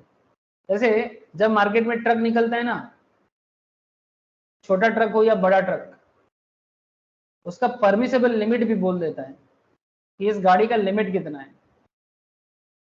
माने 5 टन माल ले सकता है कि 10 टन माल ले सकता है कि 12 टन माल ले सकता है। जैसे पैसेंजर व्हीकल में क्या होता है, कितना परसेंट बैठ सकता है उसको बताता है कि ड्राइवर को लेके 4+1, 3+1 है ना, या 7 सीटर गाड़ी में 7+1 या 6+1, ये पैसेंजर व्हीकल का लिमिट होता है। सिमिलरली गुड्स व्हीकल के केस में, कैरेज के केस में गाड़ी का कैपेसिटी होता है कि ये गाड़ी 5 टन माल ले सकता है, कोई गाड़ी 10 टन माल ले सकता है, कोई गाड़ी 12 टन माल ले सकता है, कोई मोर देन दैट ले सकता है। तो any goods total weight of the vehicle load certified and registered by the registering authority, जो उस व्हीकल का सर्टिफिकेशन देता है कि भाई ये गाड़ी इतना मतलब वेट लेने के लिए ऑथराइज्ड है, परमिशन है। तो वही होता है गाड़ी का ग्रॉस व्हीकल वेट। ठीक है, तो total weight of the vehicle and load certified and registered by the registering authority by permissible for that. अब सवाल उठते हैं सर अनलेडन वेट क्या है? This is very interesting question. What is unladen weight? बार बार बात कर रहा था अनलेडन करके। The weight of a vehicle or trailer देखे हो, गाड़ी बहुत सारा चक्का होता है रास्ते में, मतलब देखोगे व्हील्स बहुत सारा होता है ट्रेलर का, रेलगाड़ी की तरह ही है, छोटा मोटा रेलगाड़ी रास्ते में चलता है। हाँ बोलो सर। हाँ सर देखे हैं। हाँ वही बोल रहा हूँ। तो जब रास्ते में ट्रेलर चलता है उस ट्रेलर के बारे में बता रहे हैं। The weight of a vehicle or trailer including all equipment ordinarily used with the vehicle or trailer when working but excluding the weight of driver or attendant। माने खलासी होता है ना, ड्राइवर होता है, खलासी होता है, उनका वेट छोड़ के, and where alternative parts or bodies are used, the unladen weight of the vehicle means the weight of the vehicle with the heaviest such alternative body or part। अगर किसी गाड़ी के साथ कोई ऑल्टरनेटिव पार्ट उसके अंदर जोड़ा जा रहा है जो नॉर्मल गाड़ी के साथ एक्स्ट्रा है, उसको अनलेडन वेट बोलते हैं। The unladen weight of the vehicle means the weight of the vehicle with the heaviest such alternative body or part जो उसके साथ जोड़ा गया है। लेकिन उसमें क्या इंक्लूड नहीं होगा? ड्राइवर और खलासी, माने अटेंडेंट का, खलासी बोलते हैं सर, अटेंडेंट को खलासी बोलते हैं, ड्राइवर और अटेंडेंट का वेट को छोड़ के उसे अनलेडन वेट कहते हैं। यह है डेफिनेशन। तो हेवी गुड्स व्हीकल माने 12,000 केजी क्रॉस करेगा तो हेवी गुड्स, उससे नीचे रहेगा तो नॉन हेवी, माने वो भी गुड्स बेरी व्हीकल है बट हेवी नहीं है। अब आपको इसके बारे में 44A क्या कहा, अगर हेवी गुड्स व्हीकल है तो पर इनकम कैसे कैलकुलेट करेंगे? पर टन का 1000 टका। अब देख लो कि वो बिजनेसमैन पूरा मंथ साल भर में कितना टन माल का काम किया है। पर टन का 1000 टका, 1000 per ton of gross vehicle weight और unladen weight as the case में फॉर एवरी मंथ और पार्ट ऑफ द मंथ। एक मंथ में एक गाड़ी कितने टन माल का बिजनेस किया है, पर टन 1000 टका करके लगा लेंगे ग्रॉस व्हीकल वेट के हिसाब से या फिर अनलेडन वेट के हिसाब से। और गाड़ी हेवी नहीं है तो 7,500 पर मंथ और पार्ट ऑफ द मंथ।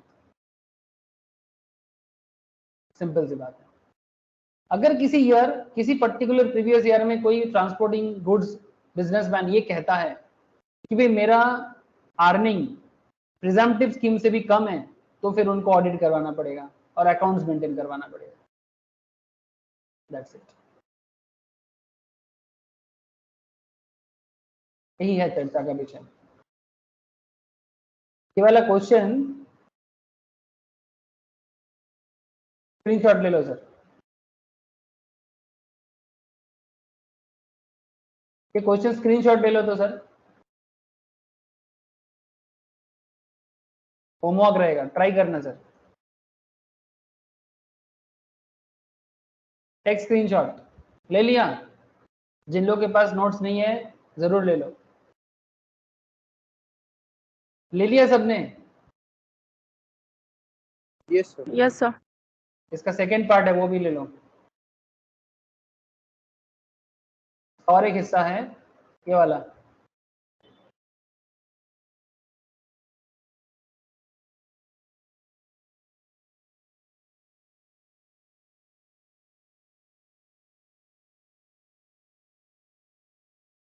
नहीं ठीक है, इतना ही है। तो ये एग्जाम्पल है, सॉरी सॉरी सॉरी रुको, ये एग्जाम्पल है, ये क्वेश्चन नहीं था, सॉरी सॉरी। अब ये वाला ले लो, मैं गलत बोल दिया, एग्जाम्पल है, एग्जाम्पल नेक्स्ट दिन बता दूंगा। इलस्ट्रेशन ले लो, इसको ट्राई करना।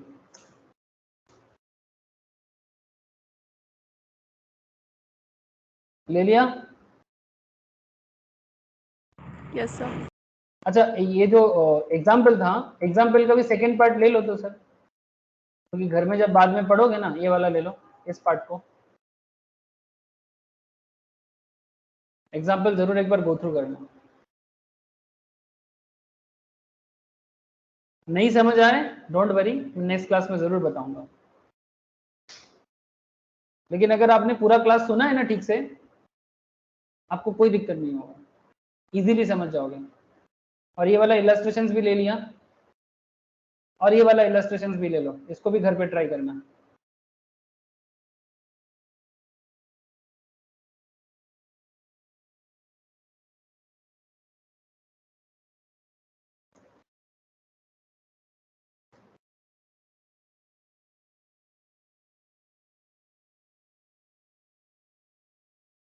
ठीक है सर?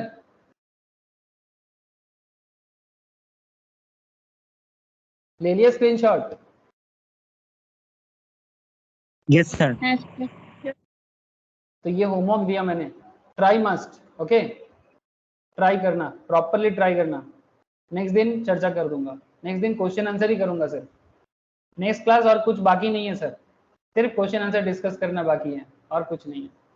कंप्लीट है सर पीजीबीपी मेरे तरफ से कंप्लीट। मेरे तरफ से कंप्लीट माने अब आप लोग घर पे जितना ज़रूरत है पढ़ो। ऑलमोस्ट 14-15 क्लासेस हुआ है सर पीजीबीपी के बारे में। तो मैं सिंपल रिक्वेस्ट, हाँ बोलो सर। স্যার বলছি পিজিবিপিতে মেন কোনগুলো বেশি আছে? দেখ এরকম কোনো পার্টিকুলার বলা যায় না, but mainly 44 AB is very important, 44 double A important, 44 AE AD presumptive scheme important, ठीक है? Section depreciation very important. लेकिन कंप्लीट क्वेश्चन में तो कुछ भी पूछ सकता है सर। मैं क्या, सीएमए इंस्टीट्यूट है या सीए इंस्टीट्यूट या सीएस, मैं थोड़ी ना उनको जाके पूछूंगा कि आप एडजस्टमेंट में कौन सा सेक्शन दोगे। आप प्रीवियस ईयर का क्वेश्चन निकाल के देखो ना, कोई सिमिलरिटीज नहीं मिलेगा आपको।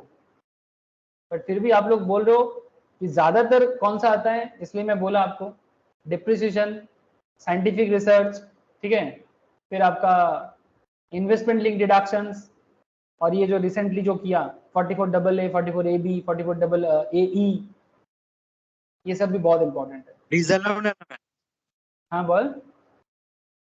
ওই ডিসঅ্যালাউড অ্যালাউয়েন্সের যে সেকশনটা, obviously disallowed sections as well as allowed सभी इंपॉर्टेंट है ना, क्योंकि पीएल को तो एडजस्ट करना ही है ना सर। तो disallowed as well as allowed दोनों इंपॉर्टेंट है।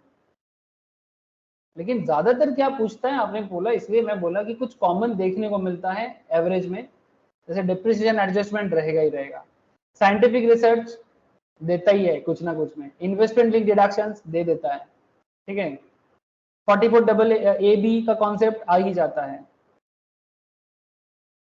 सर इतना डिटेल्स में पढ़ाने का मतलब ये थोड़ी है कि आप सजेशन बनाओ, प्रोफेशनल बनना है तो सजेशन नहीं होगा, सजेशन करके थोड़ी होता है सर। बीकॉम होता तो बोल देता कि 4 क्वेश्चन करके जाओ गारंटी आएगा, बीकॉम एमकॉम में बोला जा सकता है, प्रोफेशनल में नहीं बोल पाऊंगा सर।